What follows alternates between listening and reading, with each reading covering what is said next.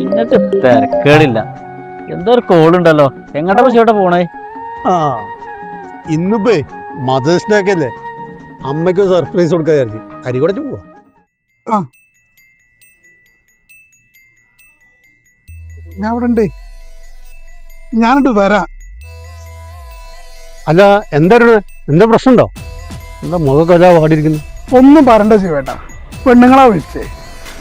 അമ്മക്കാണ് മറവ്യസുഖം ഭയങ്കര കൂടുതലാണ്. കടക്കോടെ തന്നെ മുഴുവൻ പോകും. ഞാനാണെങ്കിൽ ഇപ്പൊ അമ്മനോട് കുടുങ്ങിയാണ്. എന്താ ചെയ്യുന്നൊരു ഐഡിയ ഇല്ല. അരുണേ, എൻ്റെ അമ്മയ്ക്ക് 10-25 വയസ്സായി. ഞാനൊക്കെ ചെറുപ്പത്തിൽ ഒരുപാട് കഷ്ടപ്പാട് കണ്ടു വളർന്നതാണ്. അമ്മ ഉണ്ടായിട്ടാണ് ഞാൻ ഇന്ന് ഈ നിലയിലെത്തിയത്.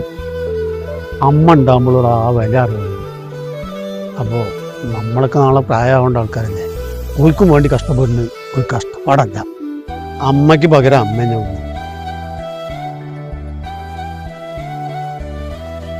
അമ്മമാരുണ്ടാകുമ്പോൾ നമുക്കൊന്നും അതിൻ്റെ വില അറിയില്ല.